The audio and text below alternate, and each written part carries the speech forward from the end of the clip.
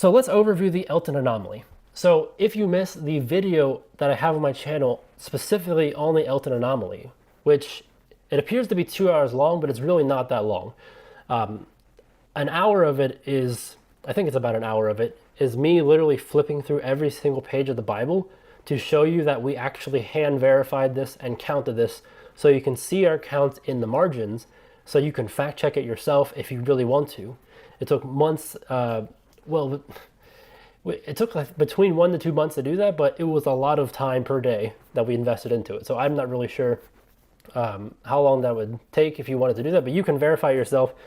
We also have text files where you can, what we did was we cross-checked every 100 words to make sure that we were getting the exact same thing, which obviously we made mistakes as we were counting, but we always figured out our errors, and it was never an error with the text itself. Basically what we did was we verified the text database that's giving us this number of 7 to the 7th power matches the printed Bible in our hands. Because I wasn't able to find anybody who had already done that. I didn't want to put out information that was potentially not accurate or not true. If there's just a couple extra words in the Bible, you're dealing with something that you're just putting out false information. And the problem with that is I have to face Christ one day. I have to come before his judgment seat. And that is the last thing I want, is to come before the judgment seat and to have deceived the world with false information. So that's why I went to those lengths. And I'm so thankful to my wife, Laura, who helped me with that. She helped me so much. She's helping me right now by watching the kids while I record this. I'm just so thankful for my wife, Laura. Thank you, Laura. Thank you, Lord, for letting Laura live. Laura, just by a thread with Daniel, when she was giving birth to Daniel, one of her sons, she was almost gone. Thank the Lord. In reality, all of our lives just hang by a thread every day. Every single day is a blessing. I know lots of people watching this, life is not going well for you right now. Like, you are going through hardships, you're going through problems, and it doesn't seem like there's light at the end of the tunnel. I hope this shows you that the Lord is there. He is over everything. His word is true. And if you just get into his word, he will guide you. He will establish your paths. He will help the brokenhearted. And he loves you. He has compassion. And he has lots of mercy. And there's a season for everything. So I hope that this information helps those who are dealing with a lot right now. And I'm praying for you that the Lord helps you. So anyways, let's go over the Elton anomaly. So this is an overview of the Elton anomaly. Basically, if you're familiar with the video, you already know this, but just as a quick recap, what we're doing is we're taking the full book title name in the Bible. Now, I realize that some King James Bibles printed today will have different variations of book titles. I realize that. But these are the ones that are the most official. And that's because they haven't changed since 1611. They have been consistent in Bibles printed by Cambridge, who is the custodian of the text. Cambridge University started printing King James Bibles in 1629, and they've been printing them ever since. And they are the main guardians of the text of the King James Bible, and they have kept the book titles. The only one that is different from 1611 would be Galatians. So in Galatians, which is right here, the Epistle of Paul the Apostle to the Galatians, in 1611, it didn't have the apostle. They missed that for whatever reason when they printed it. But by 1629, when Cambridge started printing King James Bible, it was added in. So every single Cambridge Bible going back to 1629 has always had these same book titles. And a lot of them are kind of funky, like things you don't usually think of when you think of the first book of Samuel, otherwise called the first book of the Kings. And then the second book of the Kings, the third book of the Kings, the fourth book of the Kings is actually, First Kings, Second Kings. Those are the actual book titles of these books. And that's how they are printed in the Bible. So you can you can go buy a Cambridge Concord edition and see that for yourself. This is what is on the page. Now what happens is when you count all the words in the book titles, and you count all the chapters, and you count all the verses. So what you're doing is you're looking at the structure of the Bible, and then you count the words of the Bible, you get a total over here of how many words and book titles, chapters, verses, and words are in the Bible. And when you combine all of that, including the cover of the Bible itself, Holy Bible King James Version, you get a total down here of 823,543, which is the entire Bible. The structure of the Bible married to the verse text of the Bible, to the text of the Bible, I should say.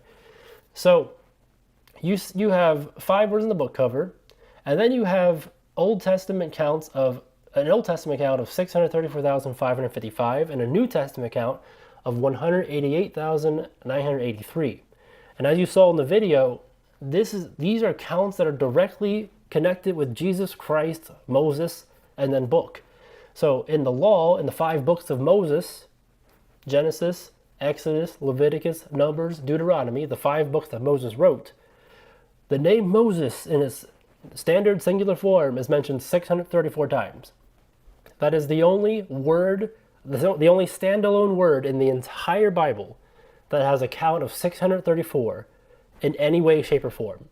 There's no other word in the Bible that shows up 634 times. There's no word in the Bible that shows up 634 times in a specific range of books, at least in a logical, like for example in the law or in the Gospels or the epistles or prophets or whatever. So this is Moses 634. That's the only one in the entire Bible with that connection. And that's in the Old Testament count. Moses represents the Old Testament. For the law was given by Moses, but grace and truth came by Jesus Christ. Now 555 is how many times Christ shows up in the Bible. 188 is how many times book shows up in the Bible. Also lamb, all forms of lamb. So lamb or lambs. And it's also how many times life in all forms shows up in the New Testament. So lamb, book, life. Lamb's book of life. All are connected to the number 188. And then 983 is how many times Jesus shows up in the Bible with or without the apostrophe at the end of it. So these values, these numbers are directly connected with the author of the Bible.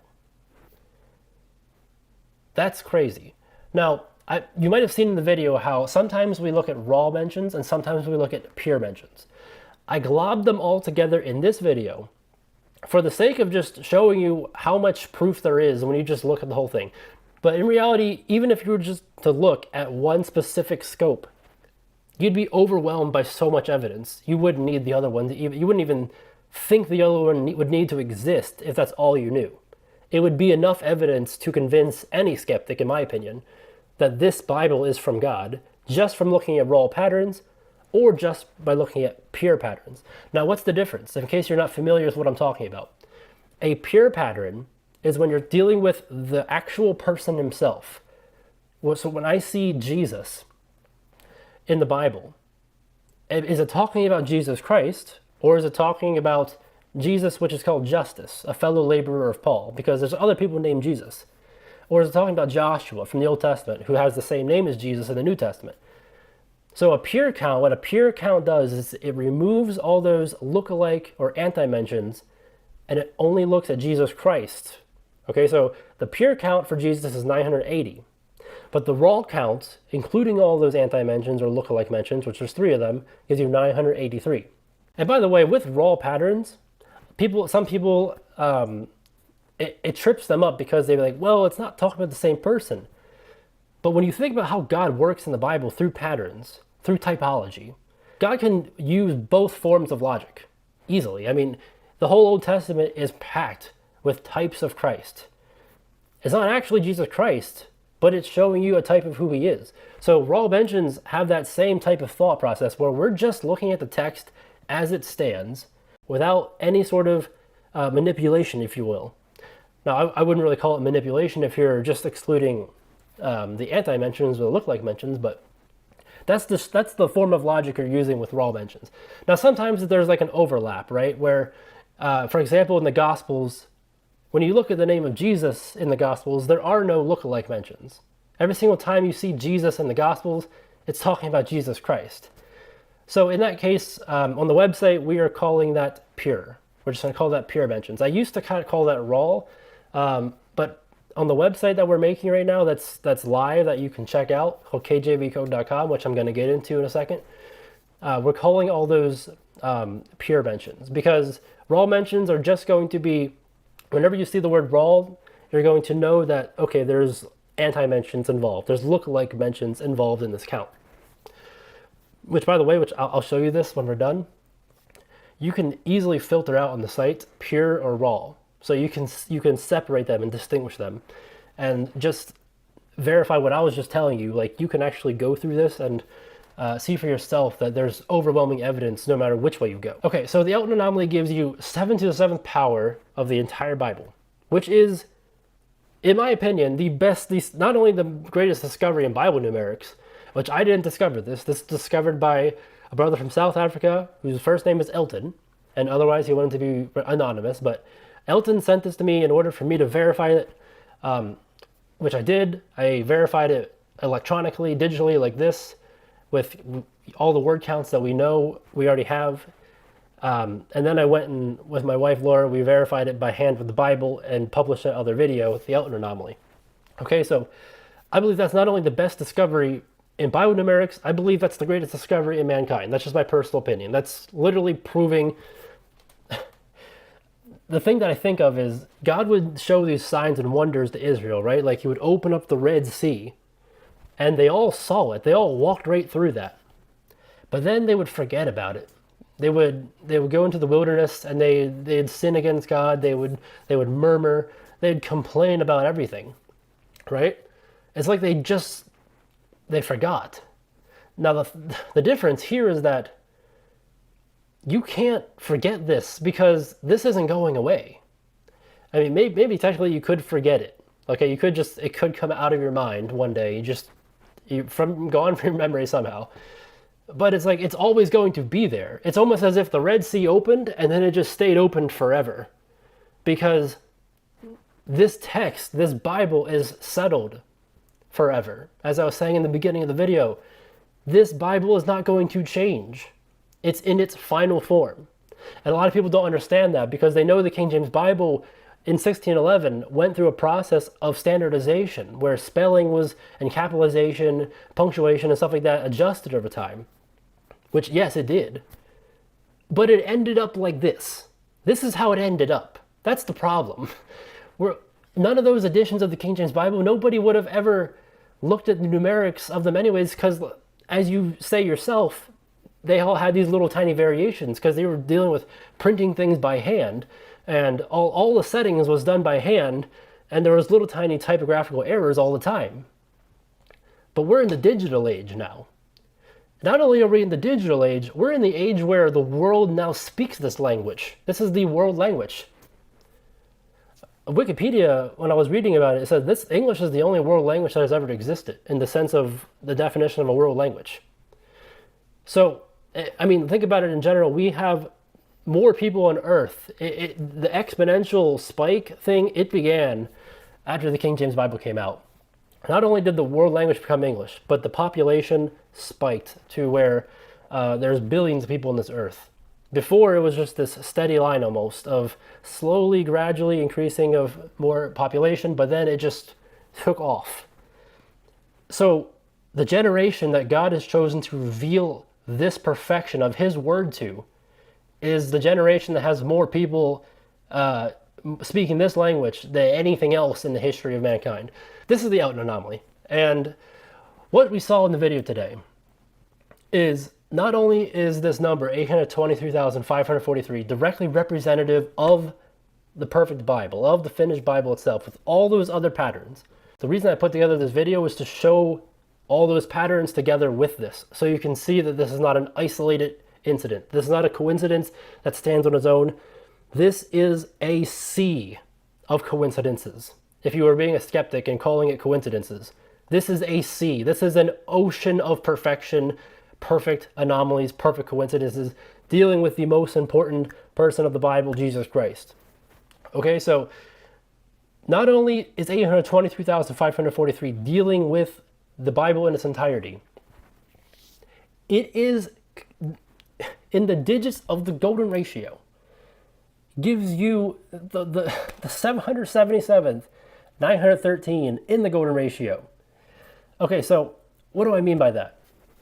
First of all, if you're not familiar with phi, or the golden ratio, a lot of people are familiar with pi, 3.1415, and it keeps going forever.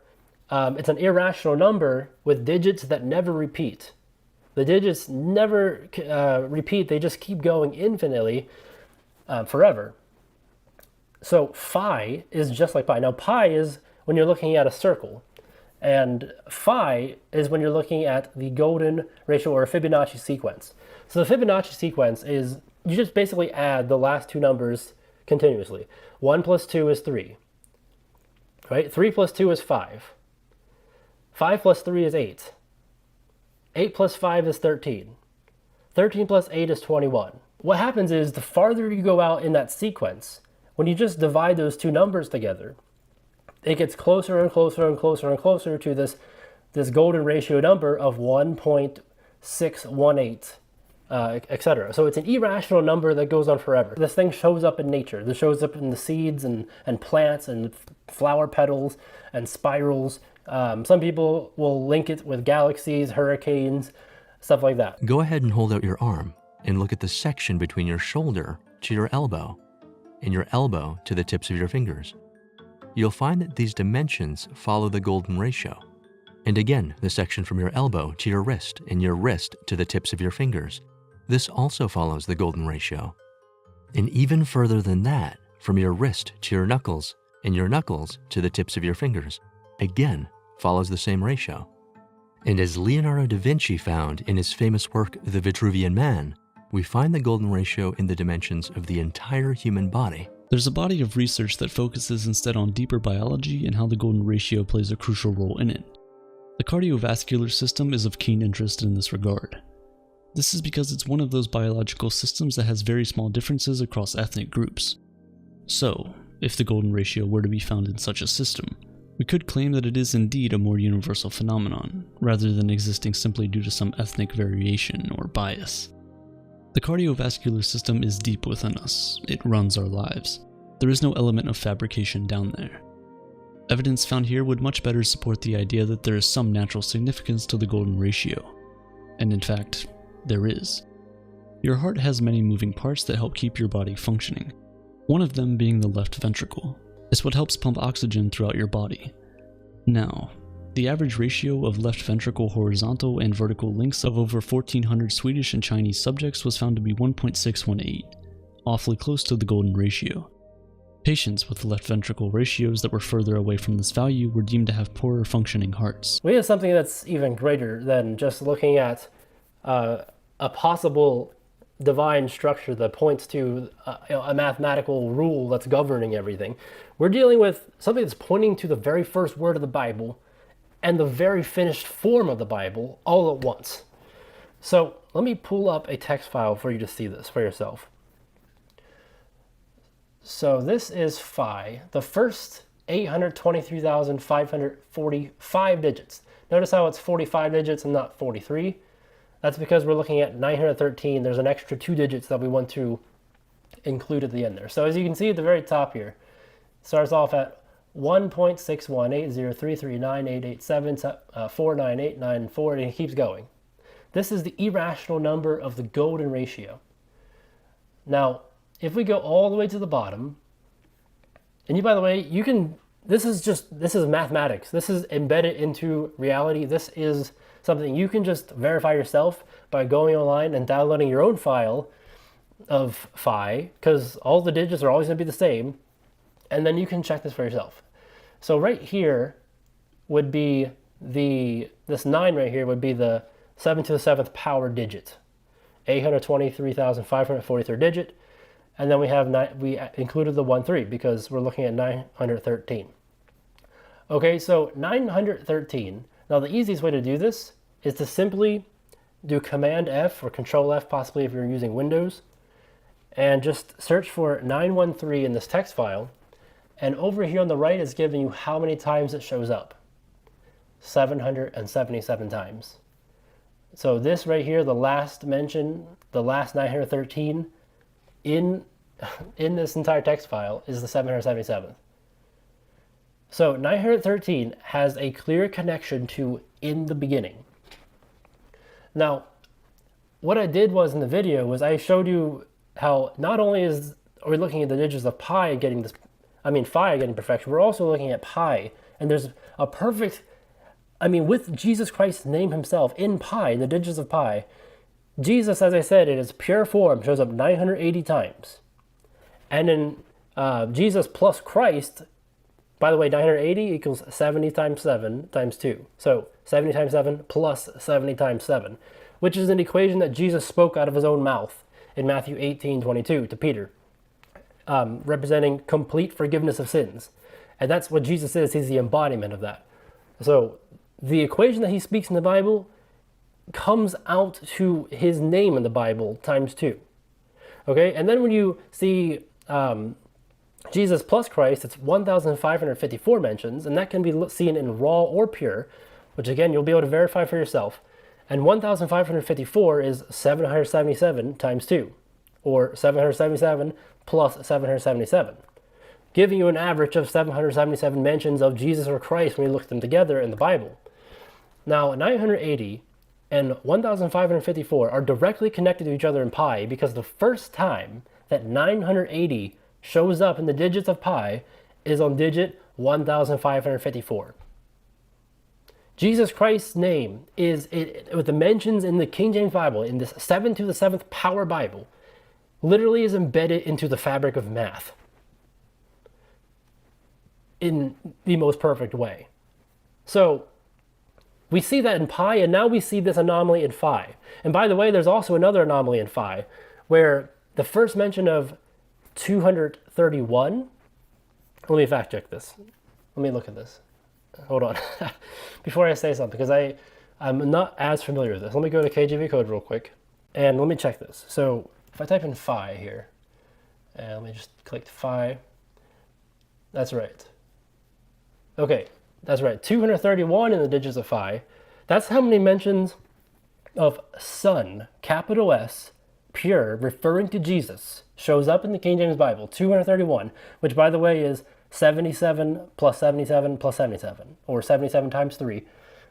Son in the King James Bible showing up 231 times in the digits of phi, the golden ratio, the same golden ratio that has this Elton anomaly embedded into it with the 913, first shows up on the 980th digit, which is how many times Jesus shows up in the Bible. So in phi, Son and Jesus are directly connected, and in pi, Jesus and Jesus Christ are directly connected, both with using 980. Okay, so back to this file here. I'll go back to the site in a second.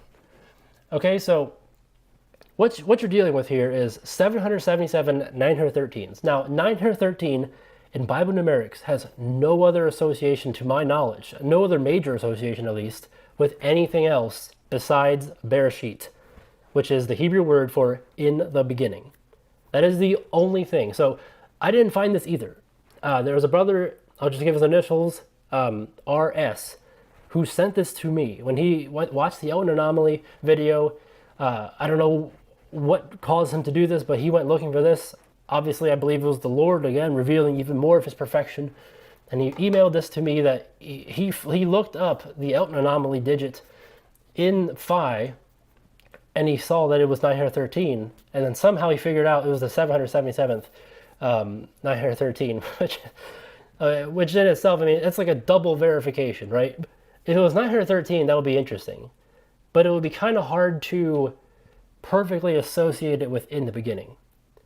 But it's not just 913, it's the 777th 913, which, as we see in the Bible, is perfectly showing up in patterns with Jesus himself.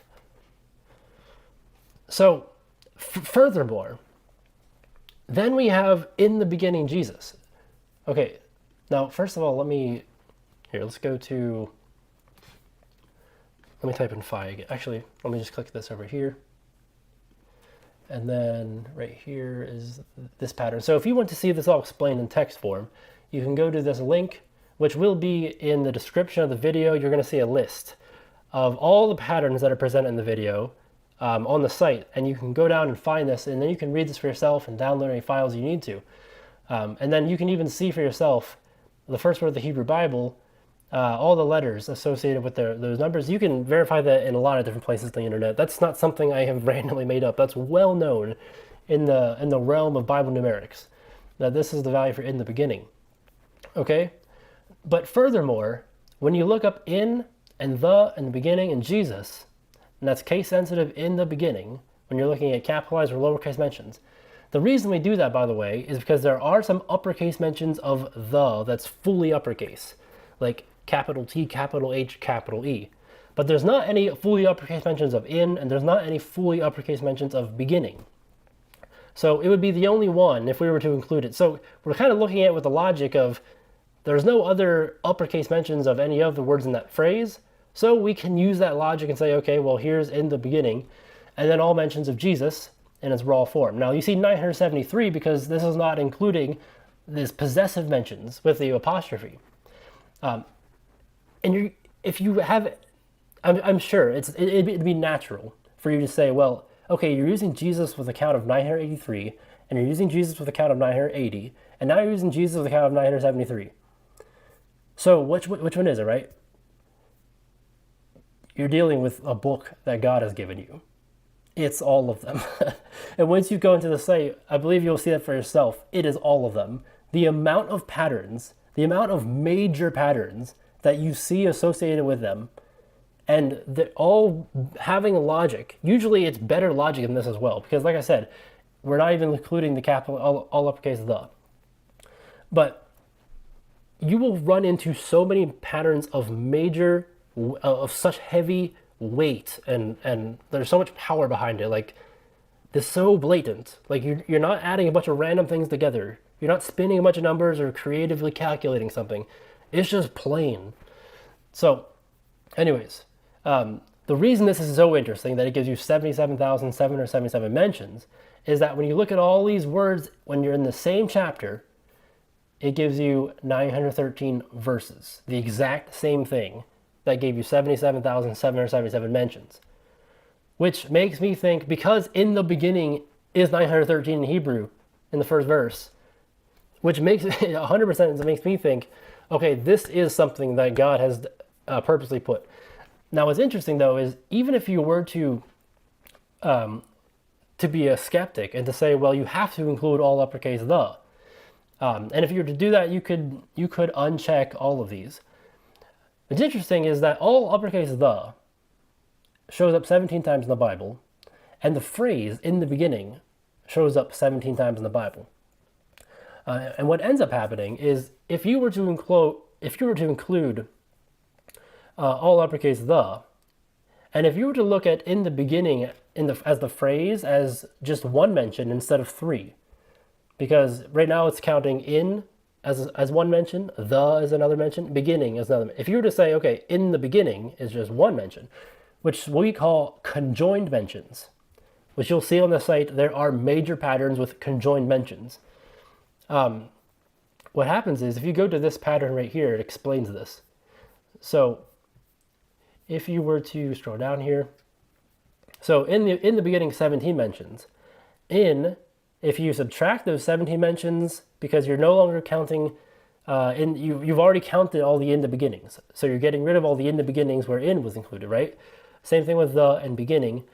And then if you use Jesus or Jesus with the apostrophe, all forms of Jesus, like it shows up in the Elton anomaly or the New Testament count, and then all mentions of words, so in the beginning was the word, capitalized, you still get 77,777.